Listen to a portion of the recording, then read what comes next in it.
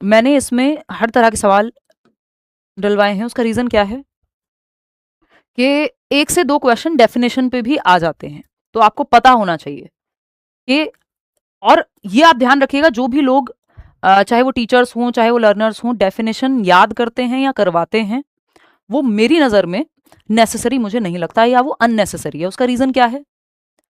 उसका reason simple है कि अगर आप 1,000 डेफिनेशन भी याद करेंगे, पहली बात तो ये पॉसिबल नहीं है कि आप 1,000 डेफिनेशन याद कर पाए, मान लेती हूँ 100 कर पाएंगे, 50 कर पाएंगे, वॉट एवर, 100 परिभाषाएं आपने याद कर ली, उस 100 में से क्योंकि परिभाषाओं का तो अंत नहीं है, इतना बड़ा सब्जेक्ट है, इतना जो है आपका डिटेल्ड है या डाइवर्स सब्जेक्ट है, इसमें आपका साइकोलॉजी से लेके एजुकेशनल साइकोलॉजी, आपका चाइल्ड डेवलपमेंट, कितने सारे पार्ट हैं अलग अलग टॉपिक्स के जो आ जाते हैं। ये अपने आप में बड़े भारी सब्जेक्ट्स हैं जो आपके पूरे सीडीपी में बन जाते हैं, जिनका एरिया बहुत ब्रॉड है। अगर मैं कहूँ तो आपने 100 डेफिनेशन याद कर भी ली तो जरूरी नहीं है उस 100 में से आएगा, कुछ हो सकता है 101 भी नई डेफिनेशन आ जाए, क्योंकि डेफिनेशंस का तो कोई अंत है नहीं।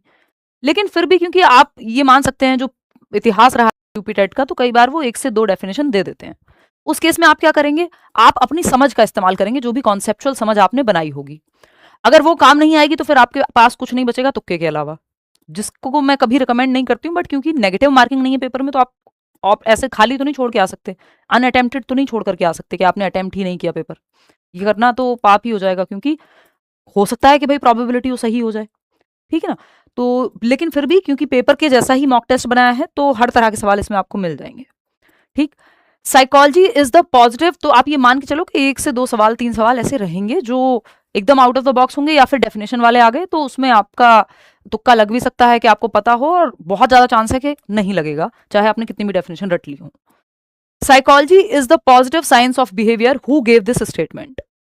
मनोविज्ञान व्यवहार का धनात्मक या सकारात्मक विज्ञान है, यह कथन किसने दिया है? या मनोविज्ञान व्यवहार का विज्ञान है? सेम बात कहने वाले व्यक्ति हैं जेबी वॉटसन, जॉन ब्रॉडस वॉटसन। 54% लोग सही जवाब दे भी रहे हैं। इनको फादर ऑफ बिहेवियरिज्म कहते हैं, यानी व्यवहारवाद का जनक भी कहते हैं इनको। 1912 में इन्होंने बेसिकली ये कहते हैं, एक सवाल है, मैं आपको स्टेटमेंट बताऊंगी तो आगे एक सवाल एंड में मैंने डाला हुआ है जिसमें वो स्टेटमेंट आएगा, फिर आप की जो है वो चीटिंग हो जाएगी, क्योंकि आपको आंसर पहले से पता लग जाएगा। बट मैं शॉर्ट में बता देती हूँ कि इन्होंने कहा है कि मनोविज्ञान जो है व्यवहार का विज्ञान है। इनसे पहले स्ट्रक्चरलिज्म में लोग कह रहे थे कि नहीं भाई, कॉन्शियसनेस का, चेतना का व्यवहार है, विज्ञान है जो मनोविज्ञान है, विलियम वुंट जैसे। फिर उसके बाद बात आई कि नहीं नहीं, ये तो फंक्शन का विज्ञान है, कि आपका ब्रेन माइंड फंक्शन कैसे करता है, जिसकी बात विलियम जेम्स कर रहे थे, है ना। फिर ये कह रहे हैं कि नहीं, कोई चेतना वेतना का विज्ञान नहीं है, ये व्यवहार का विज्ञान है, ऑब्जर्वेबल बिहेवियर, जिस व्यवहार को ऑब्जर्व किया जा सके, मन के अंदर क्या चल रहा है किसी के हमें क्या पता, है ना। तो ये ऑब्जर्वेशनल बिहेवियर का विज्ञान है, जिसको ऑब्जर्व किया जा सके, जिस व्यवहार को देखा जा सके, है ना। ये इसलिए व्यवहारवाद के जनक हैं, जिसमें आपका वो आइवन पैवलव का क्लासिकल कंडीशनिंग का सिद्धांत है। कंडीशनिंग की बात इन्होंने कही है कि मैं कंडीशनिंग से किसी को कुछ भी बना सकता हूं, है ना। और 1 दर्जन हेल्दी बच्चे आप मुझे दे दो तो मैं उनको चोर, डॉक्टर, सिपाही, जो आप कहेंगे बना दूंगा, कंडीशन करके। भाई बचपन से ही अगर बच्चे को मान लो आपने ना कभी फोन दिया, और उसको पनिशमेंट मिली जब भी वो कम नंबर लाया, और पूरा मतलब ऐसा माहौल बना दिया। इसलिए बिहेवियरिज्म को बहुत अच्छा भी नहीं मानते हमेशा, क्योंकि पनिशमेंट को तो आजकल हम कंसिडर नहीं करते, बट कंडीशनिंग के बहुत सारे तरीके हैं। जैसे इन्होंने एक छोटा बच्चा था 11 महीने का, एल्बर्ट नाम का, उसको कंडीशन कर दिया, उसके अंदर डर बिठा दिया सॉफ्ट फर वाले एनिमल्स के प्रति। तो जब भी वो सॉफ्ट फर वाले एनिमल्स को टच करने जाता, मान लो चूहा या बिल्ली, तो उसको डर बैठ गया उसके अंदर, क्योंकि पीछे से एक भयानक आवाज साथ में आती। तो जैसे ही आप फर्स्ट आए, फिर आपको हमेशा रिवॉर्ड मिलता रहा, हमेशा आप फर्स्ट आते रहे। आप देखेंगे एक बार कोई टॉपर बन गया, फिर वो टॉप ही करते जा रहा है। क्यों? क्योंकि रिवॉर्ड बहुत ज्यादा स्ट्रॉन्ग है, वहां पे कंडीशनिंग कराई गई है प्रॉपर। एनीवे, बहुत सारी चीजें हैं, जैसे आप वो मूवी देखते हैं कभी खुशी कभी गम, भैया भी लंदन गए थे, पापा भी लंदन गए थे, फलाने भी लंदन गए थे। ये क्या है? लंदन जाना वहां पे क्या है? कंडीशनिंग का पार्ट है। भाई हमारे यहाँ ऐसा ही होता है, अथॉरिटेरियन पेरेंटिंग का उदाहरण भी है वो, ठीक है ना। सिगमंड फ्रॉइड साइकोसेक्सुअल थियरी है या psychodynamic, end ego super ego की बात की है। जीन प्याजे कॉग्निटिव डेवलपमेंट है, मॉरल डेवलपमेंट भी है इनका। ईएल थॉर्नडाइक की ट्रायल एंड एरर बिल्ली, ठीक है। तो ये बेसिक बेसिक बातें हैं, एंडलेस है एक्सप्लेनेशन, तो आप मुझसे कितनी भी करा लीजिए, आपको पता है कॉन्सेप्चुअली हम पढ़ते हैं चीजें।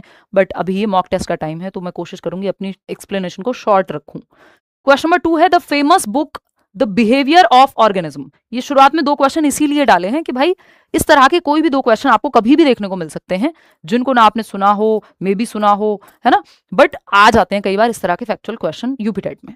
तो प्रसिद्ध book the behaviour of organism, ये किसकी किताब है? आप बताएंगे फटाफट से, बिल्कुल सही बता रहे हैं। BF स्किनर, बुरहज फ्रेडरिक स्किनर, ये ऑपरेंट कंडीशनिंग वाले स्किनर हैं जिन्होंने रेट और पिजन दोनों पे एक्सपेरिमेंट किया है। प्रोग्राम्ड इंस्ट्रक्शन भी इन्होंने ही दिया है, यानी निर्देशित प्रोग्राम्ड इंस्ट्रक्शन या प्रोग्राम्ड निर्देशन, जो आप कहना चाहें कि कैसे आप सही शेप कर सकते हैं व्यवहार, सही दाना डाल करके, मतलब सही रिस्पॉन्स को कैसे रिवॉर्ड कर सकते हैं। एनीवे उसकी डिटेल में नहीं जाएंगे। तो इनकी एक बुक है बिहेवियर ऑफ ऑर्गेनिजम्स, जिसमें इन्होंने ये हम ऑपरेंट कंडीशनिंग की या नैमित्तिक अनुबंधन या फिर इंस्ट्रूमेंटल कंडीशनिंग भी उसको बोलते हैं, RS टाइप ऑफ कंडीशनिंग की थियोरी है। आपको पता है वो जो रेट वाला एक्सपेरिमेंट है। पैवलव आपका इनका प्रयोग है, पैवलव का क्लासिकल कंडीशनिंग, जिसको हम कहते हैं SS टाइप ऑफ कंडीशनिंग। हल्की ड्राइव रिडक्शन की थियोरी है। ये सब बिहेवियरिस्ट व्यवहारवादी लोग हैं। थॉर्नडाइक ने SR टाइप का जो बॉन्ड है वो दिया है, स्टिमुलस रिस्पॉन्स, उद्दीपक अनुक्रिया, और ट्रायल एंड एरर, त्रुटि एवं प्रयास का सिद्धांत, बिल्ली पे एक्सपेरिमेंट है। ठीक है, इतनी बात, आगे बढ़ जाएं नेक्स्ट क्वेश्चन पे। नेक्स्ट क्वेश्चन देखेंगे, क्वेश्चन नंबर 3 है, what does a plateau in a learning curve indicate. अधिगम वक्र में पठार का, जो अधिगम वक्र में पठार का कॉन्सेप्ट है वो क्या दर्शाता है, हमसे ये पूछा है। प्लेट्यू पे बहुत बार क्वेश्चन यूपीटेट में आया हुआ है, महत्वपूर्ण है। ये शुरू के 2 क्वेश्चन ऐसे थे जो फैक्चुअल थे, डेफिनेशन वाले थे, याद या रटने वाले थे। उसमें आपसे अगर नहीं भी बने वो तो कोई बात नहीं, ऐसे 2 सवाल पेपर में आएंगे, है ना, मतलब सेम नहीं, किसी और फॉर्मेट में आ जाएंगे, डेफिनेशन के या राइटर के। अच्छा, थॉर्नडाइक की एक बुक है एनिमल इंटेलिजेंस नाम की, ऐसे रैंडमली याद आ गया तो मैं बता दिया, अभी बुक की बात हो रही थी पहले क्वेश्चन में, बट ऐसे तो आप कितने ही बुक्स याद रख लोगे। 80% लोग सेकंड ऑप्शन कह रहे हैं। चलिए, बहुत बढ़िया। तो what does a plateau in learning, learning curve, learning curve क्या है, कितने समय में कितनी लर्निंग हुई है, ये दर्शाता है लर्निंग कर्व। लर्निंग कर्व में जब प्लेट्यू आ जाए, पठार बोलते हैं इसको, यानी 0 प्रोग्रेस या नो प्रोग्रेस की स्थिति आ गई है, ना तो लर्निंग आगे बढ़ रही है ना पीछे जा रही है, फ्लैट लाइन आ गई है एकदम, है ना, इसको अरेस्टेड ग्रोथ या फिर सिजेशन इन लर्निंग बोलते हैं। अधिगम में अवरोध या ठहराव बोलते हैं कि 0 प्रोग्रेस इन लर्निंग, बिल्कुल लर्निंग स्टॉप हो गई है एक तरह से, स्टॉप भी एग्जैक्ट वर्ड नहीं है इसका, प्लेट्यू कर गई है, पॉज हो गई है एक तरह से, 0 या नो प्रोग्रेस, ना आगे जा रही है लर्निंग ना पीछे जा रही है, उसी स्टेज पे स्टक हो गई है एक तरह से। ये कह सकते हो कि अधिगम की प्रक्रिया, ना बच्चा अब इससे आगे सीख ही नहीं पा रहा, कि मॉक टेस्ट में 100 नंबर आते हैं, अब 101 हो ही नहीं पा रहे हैं या 105 से ऊपर जा ही नहीं पा रहे हो, तो इसका मतलब प्लेट्यू हुआ है, कहीं पे पठार आया है अधिगम में, 0 प्रोग्रेस हो गई है। हो सकता है आपकी मोटिवेशन कम हो गई हो तो नया नहीं सीख पा रहे हो, सब्जेक्ट कॉम्प्लेक्स हो गया हो, मोटिवेशन कमी, फटीग, टीचिंग का मेथड अच्छा ना हो, 50 रीजन इसके हो सकते हैं। इससे ओवरकम किया जा सकता है ब्रेक्स लेके, नए मेथड से पढ़ के, इंटरेस्ट क्रिएट करके, बहुत तरीके हैं प्लेट्यू से ओवरकम करने के। डिफेक्ट नहीं है ये कोई, ये प्रोसेस का पार्ट है, कॉन्टिन्यूअस इंप्रूवमेंट नहीं है, नहीं तो ये पॉजिटिव एक्सेलरेशन वाला कर्व हो जाता, क्योंकि आप ऊपर बढ़ रहे हैं धीरे धीरे, कॉनकेव कर्व हो जाता। पॉजिटिव ट्रांसफर ऑफ लर्निंग, उसकी तो बात ही नहीं हो रही, एक सिचुएशन में जो सीखा है वो दूसरी सिचुएशन में काम आ जाए, तो इसको पॉजिटिव ट्रांसफर कहते हैं, थॉर्नडाइक ने दिया है। तो सेकेंड ऑप्शन ही सही है, आप लोगों को पता ही है, आपने सही जवाब दिया भी है। क्वेश्चन नंबर 4 है, who among the following is the founder of the kindergarten method of teaching. Kindergarten method, शिक्षण की जो एक विधि है, इसके संस्थापक कौन है? Maria Montessori, Helen Parkhurst, Frederick Froebel या जॉन डुई? फटाफट से बताएंगे तो आप आंख बंद करके जवाब दे देंगे, कुछ क्वेश्चन को आपका कॉन्फिडेंस बूस्ट हो और कुछ सवाल आसान आते भी हैं, है ना। जो सवाल आपसे हो जाए ये मत सोचा करो ये नहीं आएगा क्योंकि आपसे हो जा रहा है, ठीक है ना, बेसिक्स नहीं छोड़ सकते आप। अभी आप लोगों ने इतना कहा है तो इसके अलावा मैं 2 सेशंस और लूंगी, एक थियरी का मैराथन करेंगे जिसमें 50 क्वेश्चन करेंगे और एक फाइनल मैराथन करेंगे, है ना। 2 सेशन में यूपी टेट के ले चुकी हूँ, तो टोटल 5 सेशन हो जाएंगे, ये एक मॉक टेस्ट है, ठीक है। और मुझे लगता है इतने 200-250 सवाल करके आप अगर खुद से थोड़ी भी प्रैक्टिस करेंगे तो मोर देन इनफ हो जाएगा। फ्रेडरिक फ्रॉबेल, 64% लोग सही जवाब दे रहे हैं, third option which is right, Frederick Froebel. Play way method से भी जोड़ा जाता है फ्रॉबेल को, बट प्लेवे मेथड का जो नाम है वो दिया था हेनरी कोलवेल कुक ने, उस पर आएंगे हम अभी। मारिया मॉन्टेसरी की तो मॉन्टेसरी विधि है जिसमें छोटे बच्चों को सिखाया जाता है। हेलन पार्कहर्स्ट ने दिया है आपका डाल्टन मेथड, डाल्टन योजना, डाल्टन प्लान। जॉन डुई ने आपका ट्राइपोलर एजुकेशन यानी त्रिध्रुवीय शिक्षा और रिफ्लेक्टिव थिंकिंग की भी इन्होंने बात की है, चिंतनशील स्तर की सीखने के। तो किंडरगार्टन यानी किंडर का मतलब क्या है, वो किंडर जॉय आता है ना जो बच्चे खाते हैं, तो वो वर्ड किंडर जो है उसका मतलब है किड, बच्चा, तो बच्चों का गार्डन, और गार्डन का मतलब है गार्डन, तो किड यानी बच्चों का गार्डन, ठीक है, ये जर्मनी में इसकी शुरुआत हुई। किसके द्वारा? फ्रेडरिक फ्रॉबेल के द्वारा। ये छोटे थे, इनकी माँ का देहांत हो गया था, ये खेलते थे बगीचे में, फिर उन्होंने देखा कि कैसे मतलब इन्होंने ये बाद में ये मेथड निकाला कि बच्चे खेल खेल में ज़्यादा सीखते हैं या वो एक नेचुरल माहौल में हो तो ज़्यादा सीखते हैं। ये अलग अलग मेथड्स हैं जिसमें मैं आपको कुछ नाम बता देती हूँ। प्रोजेक्ट मेथड दिया है William heard Kilpatrick, WH Kilpatrick ने। फिर ह्यूरिस्टिक मेथड है जो दिया है HE आर्मस्ट्रॉन्ग ने। ये आपको PDF में काम आ जाएगा, मैं वैसे लिख के बता देती हूँ आपको। किंडरगार्टन दिया है आपका फ्रेडरिक फ्रॉबेल ने। ह्यूरिस्टिक बताई दिया HE Armstrong. Micro teaching Dwight W Allen ने दी है। क्वेश्चन आंसर मेथड जो प्रश्न उत्तर विधि है उसको सोक्रेटिस यानी सुकरात ने दिया है ना। डाल्टन मॉडल जो है वो हेलन पार्कहर्स्ट थी, उन्होंने दिया। और प्लेवे मेथड है जो हेनरी कोल्डवेल कुक, प्लेवे के साथ आपका जोड़ा जाता है इनको भी क्या कहते हैं, फ्रेडरिक फ्रॉबेल को भी। तो ये दोनों नाम जुड़ सकते हैं, दोनों ऑप्शन में से जो हो वो आप लगा के आ सकते हैं। क्वेश्चन नंबर 5 देखिएगा, which of the following is placed at the lowest level in Gagne's hierarchy of learning.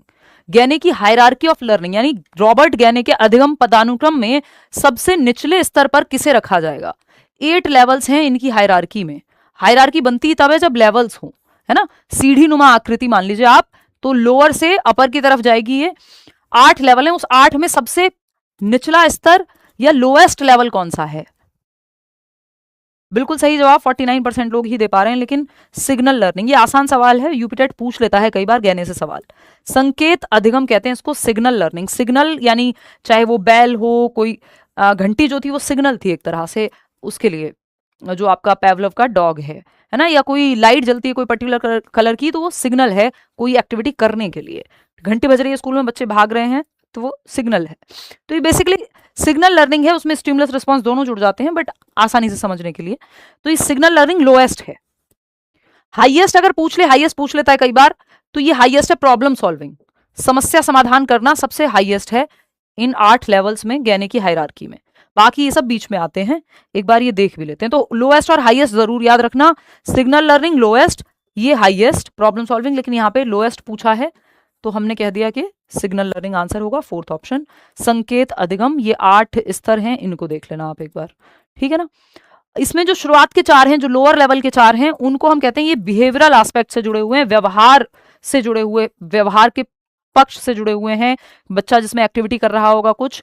और ऊपर के 4 दिमाग से जुड़े हुए हैं, कॉग्निटिव लेवल से, जिसमें हायर ऑर्डर थिंकिंग स्किल्स ज्यादा लगेंगी, दिमाग का इस्तेमाल ज्यादा होगा। सिग्नल लर्निंग जैसे ये आप एम्बुलेंस का कलर देख रहे हैं, बत्ती देख रहे हैं, तो एक सिग्नल कर रही है कुछ ना कुछ।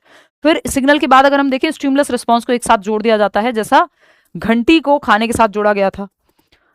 चेनिंग कर दी जाती है, मल्टीपल स्टिमुलस को एक साथ जोड़ देंगे। फिर वर्बल एसोसिएशन जो हम भाषा में इस्तेमाल करते हैं। फिर डिस्क्रिमिनेशन लर्निंग है, concept rule learning. Then highest is कि आप परिभाषा सीख रहे हैं, ये रूल लर्निंग है। प्रॉब्लम सॉल्विंग हाईएस्ट है, जब आप दिमाग का इस्तेमाल करके आप समस्या का समाधान करते हैं, तो ये प्रॉब्लम सॉल्विंग। और सिग्नल लोएस्ट है, ये जरूर ध्यान रखिएगा।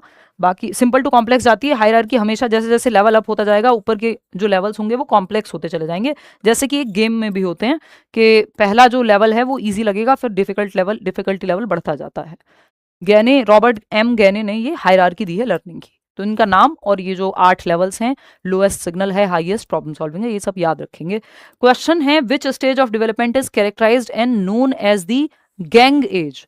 बहुत फेमस सवाल है ये।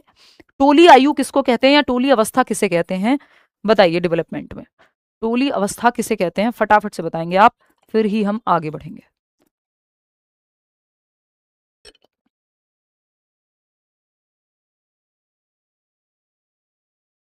50% लोग कह रहे हैं 3rd ऑप्शन, जो कि सही है।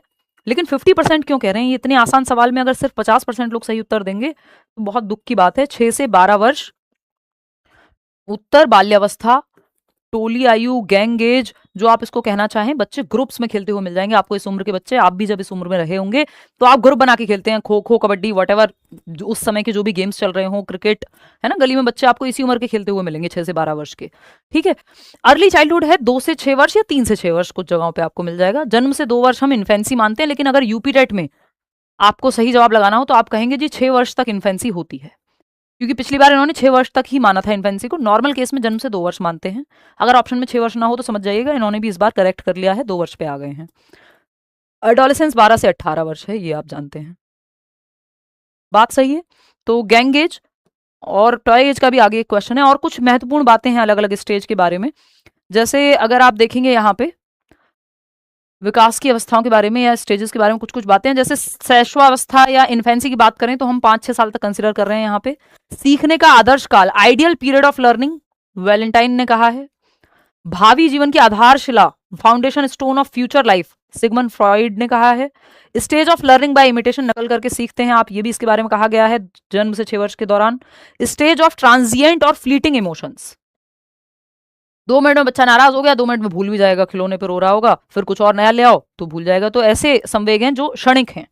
अनुकरण के द्वारा सीखता है, भावी जीवन की आधारशिला है। नाजुक और खतरनाक अवस्था भी है इन्फेंसी, क्योंकि अगर आप शुरुआत में देखेंगे तो सबसे ज्यादा जो डेथ्स हैं वो होती हैं शुरुआत के 1 महीने, और जो शुरुआती साल हैं वो बहुत क्रिटिकल हैं, क्योंकि बच्चे को इंजरी होने के चांसेस भी या बीमारियां होने के चांसेस भी ज्यादा होते हैं, क्योंकि वो बाहर माँ के गर्भ से निकल के बाहर की दुनिया में एडजस्ट कर रहा होता है। वहीं अगर आप 6 से 12 वर्ष देखोगे, चाइल्डहुड के कुछ विशेषताएं देखोगे, तो जीवन का अनोखा काल कोल एंड ब्रूस कहते हैं, यूनिक पीरियड ऑफ लाइफ 6 से 12 वर्ष। मिथ्या परिपक्वता की अवस्था, ये पूछ लिया गया है कि पीरियड ऑफ सूडो मेच्योरिटी।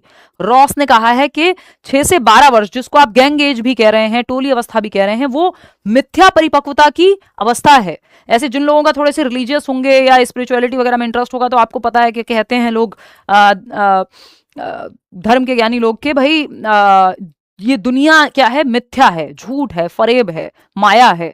तो ये वैसा ही है कि झूठी परिपक्वता आई है अभी, है सूडो मेच्योरिटी है, मेच्योरिटी है बट सूडो है। सूडो बोले तो फेक, है ना। जैसे कुछ लोग, सूडो मतलब फेक है, रियल नहीं है ये, अभी मेच्योर हुआ नहीं है, बट बच्चे को लगता है अब तो मैं बड़ा हो गया हूँ 6 से 12 साल में, अब तो मैं ये भी कर सकता हूँ, अरे मम्मा अब तो मैं बड़ा हो गया हूँ, मैं तो ये कर लूंगा, ये तो मैं कर लूंगा आराम से, ये तो छोटे बच्चे करते हैं, जबकि वो खुद भी छोटा ही है अभी। तो सूडो मेच्योरिटी का काल है रॉस के अकॉर्डिंग 6 से 12 वर्ष, और इसी को गैंग एज भी कह रहे हैं आप, इसी को एलिमेंट्री स्कूल एज भी कहते हैं, क्योंकि 6 वर्ष की आयु में पहली कक्षा में बच्चे का एडमिशन या एनरोलमेंट होगा। तो सूडो मेच्योरिटी या मिथ्या परिपक्वता, कि उसको लग रहा है कि वो बहुत बड़ा हो गया है, तो ये मेच्योरिटी झूठी है एक तरह से, सूडो है, फेक है, ठीक है। 6 से 12 वर्ष, ऐसा नहीं है बच्चे को जाके कहने लगो तुम्हें तो फेक मेच्योरिटी की एज है, उसको लगता है वो नई नई चीजें सीख रहा है, दुनिया का उसका अपना अनुभव है, ठीक। मूर्त कॉन्क्रीट थिंकिंग की अवस्था है, ऑफ कोर्स कॉन्क्रीट चीजों से सीख पाता है, ये तो प्याजे भी कहते ही हैं। गैंग एज ग्रुप एज है 6 से 12 वर्ष, एलिमेंट्री स्कूल एज है। ये सब बातें हमने कर ली। इधर इन्फेंसी के बारे में लिखा था, ये पीडीएफ में पढ़ लेना, कल मिल जाएगी पक्का पक्का ये पीडीएफ, तो रिवीजन के लिए ठीक हो जाएगा। देखिएगा क्वेश्चन नंबर 7 है, क्या कहता है क्वेश्चन नंबर 7, फटाक से आप जवाब देंगे, हैं अब, ठीक है, ठीक है। देखिएगा ये कह रहा है क्वेश्चन नंबर 7 कि who among the following is associated with the origination of the micro teaching technique. सूक्ष्म शिक्षण तकनीक के प्रतिपादन से जुड़ा हुआ नाम कौन सा है। और इसके साथ मैं एक और सवाल जोड़ देती हूँ कि ये कितने मिनट की साइकिल होती है, जो माइक्रो टीचिंग का एक कंप्लीट साइकिल है वो कितनी देर का होता है, बताइए। 72% लोग सही जवाब दे रहे हैं। DW Allen, Dwight W Allen, Stanford University में इसको जो है अमेरिका में इसको लेकर के आया गया ड्वाइट डब्ल्यू एलन के द्वारा। और अगर हम बात करें 1960s में, और अगर हम बात करें यहाँ पे, तो ये 36 मिनट्स का पूरा साइकिल है जो माइक्रो टीचिंग का साइकिल है। अगर पूछे टीचिंग का साइकिल, पढ़ाने का साइकिल कितनी देर का होगा, तो 4 से 5 मिनट आप एक टॉपिक, या 6 मिनट पढ़ाते हैं एक टॉपिक, जो लास्ट क्लास में बताया था कि प्लानिंग का टाइम इसमें इंक्लूड नहीं करते हैं, है ना। टीचिंग का टाइम इंक्लूड करेंगे 6 मिनट, फिर फीडबैक का टाइम 6 मिनट का, 6 मिनट का 12 मिनट का आपका री प्लानिंग का टाइम, और फिर आपका री टीचिंग का टाइम 6 मिनट का, और री फीडबैक का टाइम 6 मिनट का। तो ये टोटल जो 6 स्टेप हैं, ये 36 मिनट की बात यहाँ पे होती है, ठीक है। लास्ट क्लास में हमने ये डिस्कस किया था, याद होगा आपको। आगे बढ़ेंगे। और माइक्रो टीचिंग क्या है, स्केल्ड डाउन टीचिंग है, कि 36 मिनट जैसे पीरियड होता है 36 मिनट का, तो उसको आप ये मान लो कि यहाँ माइक्रो टीचिंग में, टीचिंग ट्रेनिंग में होती है डीएलएड बीएड वगैरह में, छोटे स्केल पे 4-5 बच्चों के साथ 4-5 मिनट तक पढ़ाया जाएगा, तो बच्चे भी कम संख्या और मिनट्स भी कम हो जाती हैं। वहां एक स्किल को, एक टाइम पे एक ही स्किल को माइक्रो टीचिंग की पूरी साइकिल में प्रैक्टिस करते हैं, चाहे वो स्किल ऑफ स्टिमुलस वेरिएशन हो, क्वेश्चन पूछने की स्किल हो, टीचिंग की अलग अलग स्किल्स हैं, उनमें से किसी भी एक स्किल को लेंगे, माइक्रो टीचिंग की एक साइकिल में प्रैक्टिस करेंगे, टीचिंग स्किल्स डेवलप हो जाती हैं व्यक्ति की, इसलिए इसका हम इस्तेमाल करते हैं। कि फाइनल रियल क्लासरूम में जाने से पहले आप माइक्रो टीचिंग की साइकिल अपनी टीचिंग ट्रेनिंग में कर लेते हैं, ताकि आपको स्किल्स या मेथड्स यूज करने आ जाएं टीचिंग के। Dysgraphia is a learning disability primarily related to a problem in. Dysgraphia किससे संबंधित एक समस्या है, तो ये कैलकुलेशन से है, नहीं, उसको क्या कहते हैं, देखिए डिस का मतलब ये है कि कुछ प्रॉब्लम है, डिसफंक्शनल है कुछ, डिसकैलकुलिया कहते हैं उसको, जहां गणित या गणना करने से संबंधित। रीडिंग डिसलेक्सिया कहलाता है, रीडिंग में समस्या है तो, ठीक है। अरे यार, ये आप समझ गए, डिसलेक्सिया रीडिंग में समस्या है तो, राइटिंग है तो डिसग्राफिया। तो आंसर क्या होगा इसका, थर्ड ऑप्शन, जो कि 80% लोग बिल्कुल सही जवाब दे रहे हैं। देखो बेसिक में गड़बड़ नहीं होनी चाहिए, आसान क्वेश्चन गलत हुआ तो फिर आप फंस जाओगे। स्पोकन लैंग्वेज नहीं, उसमें फिर लैंग्वेज प्रोसेसिंग डिसऑर्डर हो सकता है, और भी कई सारी समस्याएं हो सकती हैं, है ना। इतनी बात क्लियर है, कोई दिक्कत परेशानी इस बात को समझने में मेरे ख्याल में नहीं होनी चाहिए। क्वेश्चन नंबर 9 देखिएगा, the braille script used as an educational provision for visually impaired students is based on how many dots.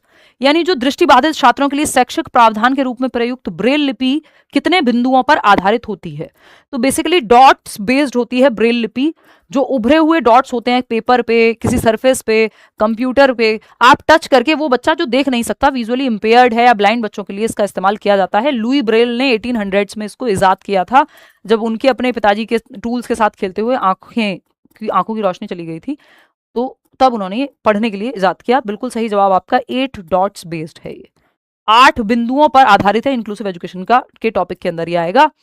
नहीं नहीं नहीं, 6 डॉट्स कह दिया आपने, 2 4, हाँ यू आर राइट, एक्चुअली मेरा ही दिमाग कहीं और है। 6 डॉट्स बेस्ड है, 2 ऐसे 6 डॉट्स बेस्ड है। चेक कर रही थी, पुराने टीचर्स ऐसे कहते हैं ना, चेक कर रही थी कि आप श्योर हैं कि नहीं है ना। 6 डॉट्स टोटल, 6 डॉट्स, 6 डॉट्स पे, 6 उभरे हुए डॉट्स पे ये बेस्ड है ना। यहाँ पे लुई ब्रेल ये व्यक्ति हैं जिन्होंने इन्वेंट किया था इसको, ब्रेल इन्हीं के नाम पे इसका ब्रेल लिपि का नाम है। ये 6 डॉट्स बेस्ड है, जैसे टच करके आप, 1 मिनट देखो भाई छींक आ रही थी, आओ देखो एक बार, अगर हम बात करें तो ये टच करके आप रीड करेंगे। जैसे ब्रेल की किताबें भी आती हैं जो उभरी हुई हैं, जो विजुअली इंपेयर्ड बच्चा है वो सीख सकता है। कंप्यूटर में ब्रेल लिपि होती है, अलग अलग आजकल टेक्स्ट बुक्स तो आती ही हैं। इवन हमारे घर में जो लिफ्ट है उसमें मैंने कुछ दिन पहले ही नोटिस किया। अब ऐसा ही होता है कि जब आपको कई बार जरूरत नहीं पड़ती है, बट टीचर हो तो आप तो हर जगह एग्जाम्पल्स ही ढूंढते हो, चाहे आप लंदन चले जाओ, दुबई चले जाओ, देश के किसी कोने में चले जाओ, घर में रहो, बाहर जाओ, खाना खाओ, आपको तो एग्जाम्पल नजर आते हैं हर जगह। तो कुछ दिन पहले मैंने नोटिस किया कि हमारे घर की लिफ्ट में जो है ब्रेल, मतलब इसलिए नोटिस किया, ज़्यादा टाइम बाद नहीं बट किया काफ़ी टाइम बाद, कि वो उसमें ब्रेल में लिखी हुई हैं चीज़ें, और मुझे बड़ी खुशी हुई है देख करके, है ना, क्योंकि जो हमारे दूसरे घर की लिफ्ट है उसमें नहीं है ये चीज़। तो जब मैंने चेक किया, या अभी एक और जगह पे हम काम, मतलब कहीं पे चल रहा है, तो एक और आजकल लिफ्ट में ही ध्यान जाता है जब से ब्रेल लिपि दिख गई है, तो वहां भी नई लिफ्ट आ रही है, अब देखो वहां आती है या नहीं।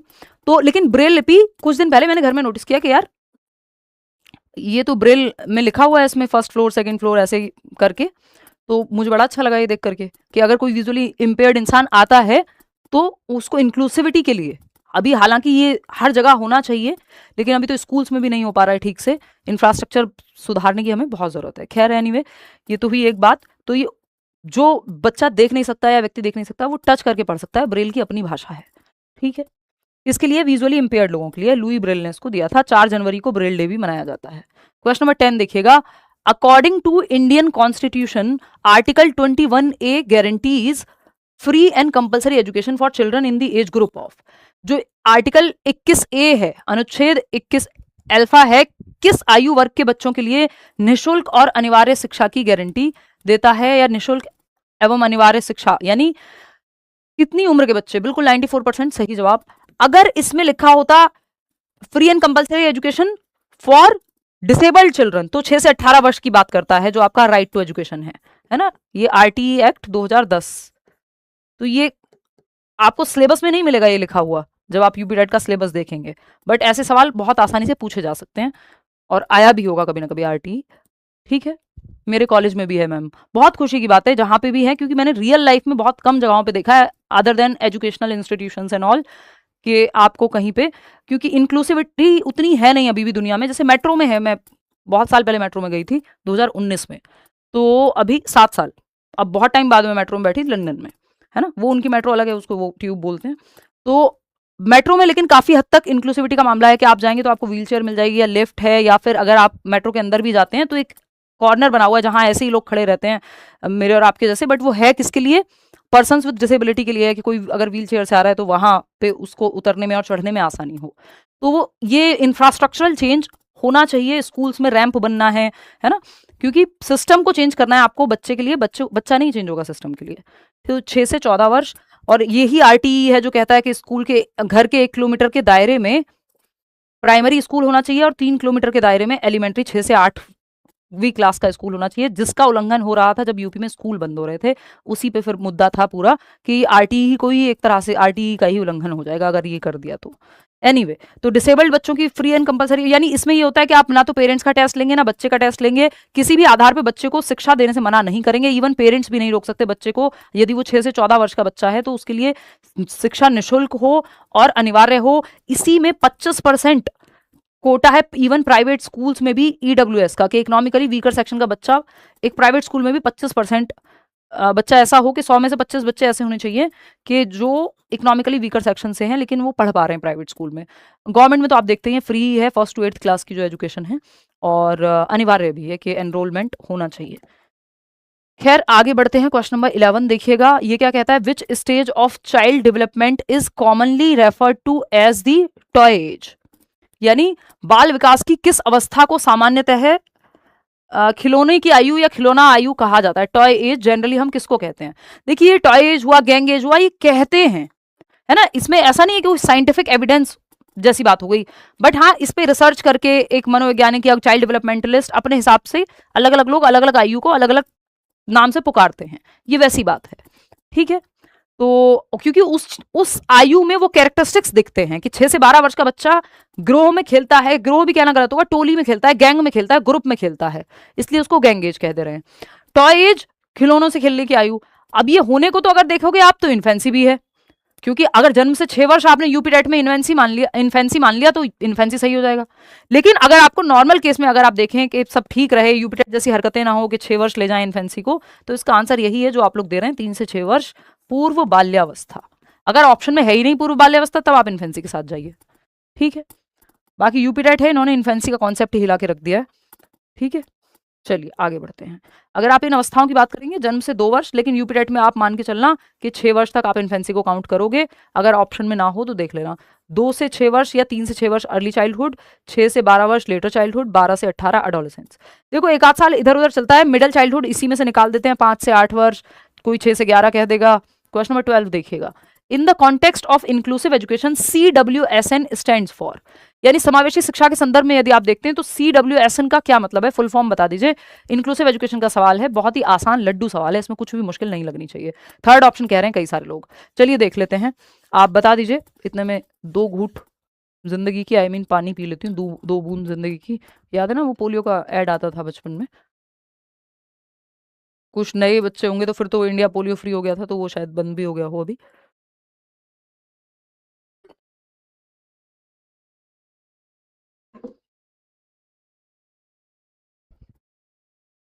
देखिए 3rd ऑप्शन कह रहे हैं 91% लोग, बिल्कुल, चिल्ड्रन विद स्पेशल नीड्स। देखना ये 30 के 30 सवाल पूरे करना, क्योंकि कई जगह आपको ऐसा लगेगा हाँ इजी है, फिर आप फंसोगे, ऐसे भी कॉन्सेप्ट हैं। सवाल सारे के सारे करने हैं, पेपर में ऐसा नहीं होता कि सारे सवाल एक ही जैसे हों। तो विशिष्ट आवश्यकता वाले बच्चे या चिल्ड्रन विद स्पेशल नीड्स, या PWD वर्ड जो आप यूज करते हैं तो पर्सन्स विद डिसेबिलिटी, ठीक है। इतनी बात क्लियर है, कोई दिक्कत नहीं है इस बात को समझने में। आगे बढ़ेंगे नेक्स्ट क्वेश्चन पे, क्वेश्चन नंबर है 13, which of the following is a correct maxim और प्रिंसिपल ऑफ टीचिंग, यानी निम्नलिखित में से कौन सा शिक्षण का सही सूत्र या सिद्धांत है। मैक्सिम्स ऑफ टीचिंग आपके सिलेबस में दिया हुआ है, पहले पूछे भी गए हैं, या प्रिंसिपल्स ऑफ टीचिंग, या मैक्सिम यानी सूत्र, फॉर्मूला है कौन सा टीचिंग का सही। वही शिक्षण के कुछ सूत्र हैं, जैसे बहुत सारे मेथड्स हैं टीचिंग के, जैसे अभी हमने ह्यूरिस्टिक मेथड की बात की, प्ले वे की बात की, किंडरगार्टन की बात की, क्वेश्चन आंसर मेथड की बात की, है ना, लेक्चर मेथड है फॉर दैट मैटर, ठीक। तो आप पूछा है कि सही करेक्ट सूत्र आपको पहचानना है, जो शिक्षण कराते हुए कुछ सूत्रों का इस्तेमाल किया जाता है, फॉर्मूलाज का इस्तेमाल किया जाता है, मैक्सिम्स का इस्तेमाल किया जाता है, उनमें से सही पहचानना है। 73% लोग सही जवाब दे रहे हैं। फ्रॉम नोन टू अननोन, ज्ञात से अज्ञात की ओर, अननोन टू नोन कोई तरीका नहीं है बच्चे को पढ़ाने का। ए फॉर एप्पल आप इसलिए कह रहे हैं क्योंकि एप्पल का उसके दिमाग में अवधारणा है, बाद में ए दिखाते हैं, पहले एप्पल पे फोकस है आपका। तो जो वो जानता है, ज्ञात से अज्ञात की ओर ले जाना होता है, प्रीवियस नॉलेज से न्यू नॉलेज की तरफ, ओल्ड नॉलेज से, पूर्व ज्ञान से नवीन ज्ञान को जोड़ते हैं आप। तो नोन टू अननोन जाते हैं, है ना, जिसको आपका ये भी इस्तेमाल करता है, जो हम कहते हैं इंडक्टिव मेथड, है ना। डिडक्टिव में आप उल्टा चलते हैं कि आप पहले एक जनरल फॉर्मूला आपके सामने आ जाता है, फिर आप जाते हैं उदाहरण की तरफ जो आप जानते हैं। इसको आप फ्रॉम एब्स्ट्रैक्ट टू कॉन्क्रीट, उल्टा होता है, कॉन्क्रीट टू एब्स्ट्रैक्ट जाते हैं। पहले मूर्त चीजें जिनको वो देख सकता है, टच कर सकता है, फील कर सकता है ना। कि आप भाषा सिखा रहे हैं तो आप कह रहे हैं ट्विंकल ट्विंकल लिटिल स्टार, क्योंकि स्टार उसके लिए मूर्त बात है, कॉन्क्रीट चीज है स्टार की बात जब हो रही है उसके सामने, है ना। लेकिन जब लिखना सीखेगा तो वो एब्स्ट्रैक्ट है, वो बाद में सीखेगा। तो ये अमूर्त से मूर्त कुछ नहीं होता, मूर्त से अमूर्त होता है, उल्टा। मूर्त से अमूर्त होगा, ज्ञात से अज्ञात होगा, ये दोनों गलत हैं। सिंपल टू कॉम्प्लेक्स होता है, कॉम्प्लेक्स टू सिंपल नहीं होता। पहले आसान सरल चीजें, जैसे आप देखते हैं क्लास जैसे जैसे बढ़ती जाती है कॉम्प्लेक्स होती जाती हैं चीजें। फर्स्ट चैप्टर इजी है, फिर सेकंड और ऐसा लगेगा आपको, या फिर फर्स्ट क्लास का चैप्टर सेम चैप्टर होगा मान लो 6th क्लास का और सेम होगा 8th का, तो जो 8th वाला है वो धीरे धीरे कॉम्प्लेक्स होता जाएगा। तो ये सिंपल टू कॉम्प्लेक्स जाते हैं हम, ना कि कॉम्प्लेक्स टू सिंपल, सरल से जटिल की ओर जाते हैं। तो ये 4-5 मैक्सिम हैं जो आपको ध्यान में रख लेने चाहिए, जो इंपॉर्टेंट हैं और बहुत ही बेसिक से हैं, इसमें कुछ मुश्किल नहीं है। वैसे तो यही लिखे हुए हैं कि जो मैक्सिम है वो नोन टू अननोन जाना है, नोन टू अननोन यानी ज्ञात से अज्ञात की ओर। जो जानता है बच्चा उससे उसको उस तरफ ले जाओ, जैसे वो अपने दोस्त राहुल का नाम जानता है लेकिन वो परिभाषा नहीं जानता है, तो उसको उस तरफ से ले जाओ। जो वो जानता है, जिन भी चीजों को वो जानता है उससे जोड़ दो, जो वो नहीं जानता न्यू नॉलेज से जोड़ दो, पुरानी नॉलेज को, प्रीवियस नॉलेज को।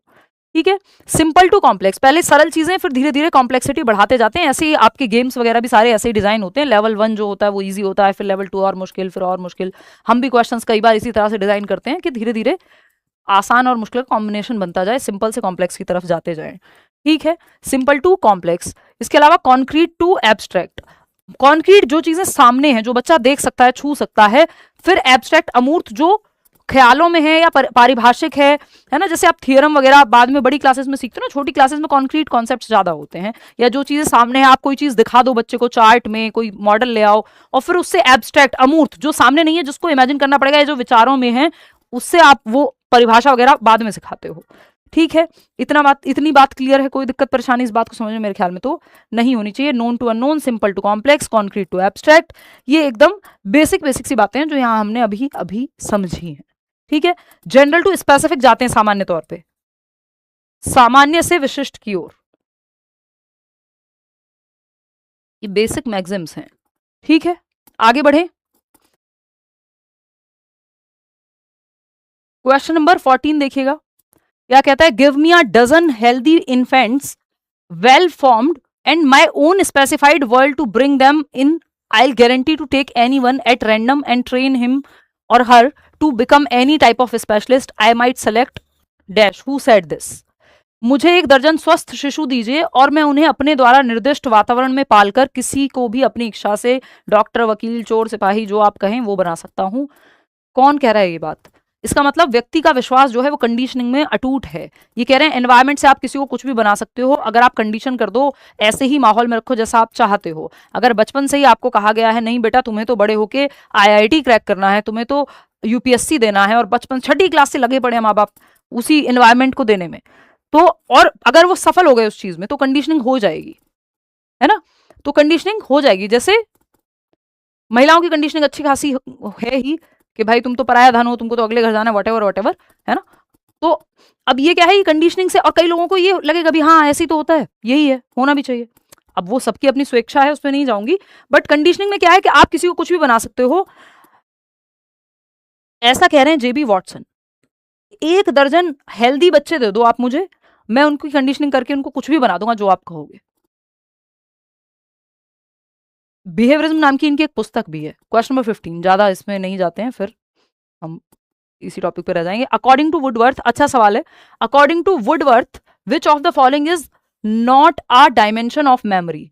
मेमोरी का एलिमेंट या डायमेंशन नहीं है। वुडवर्थ के अनुसार निम्नलिखित में से कौन सा स्मृति का आयाम नहीं है? फटाफट से बताओगे आप। इन्होंने 4 आयामों की बात की है। किसने? ये आपके वुडवर्थ ने। 4th ऑप्शन 63% लोग कह रहे हैं, बिल्कुल बहुत बढ़िया।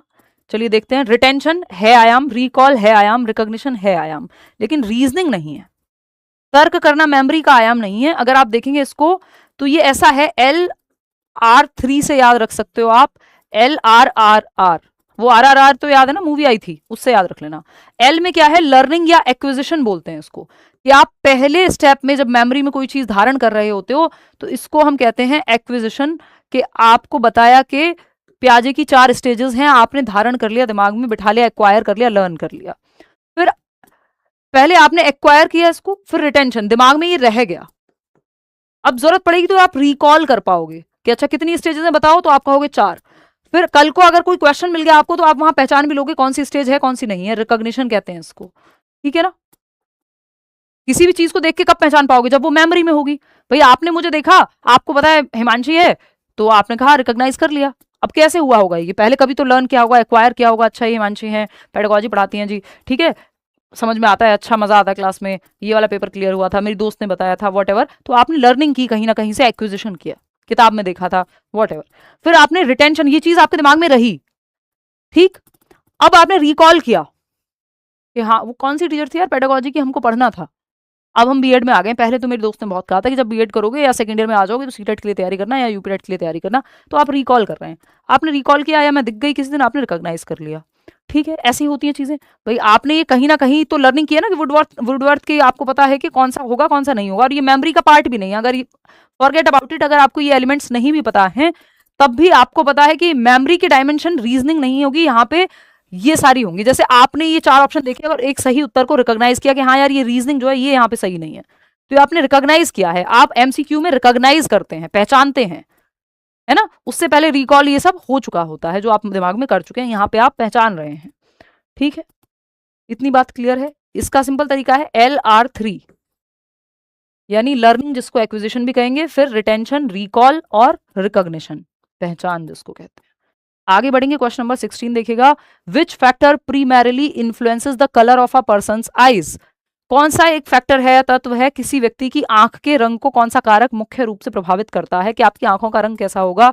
इसके लिए जिम्मेदार फैक्टर कौन सा है, या प्रीमैरिली कौन सा फैक्टर है जो इसको निर्धारित करेगा।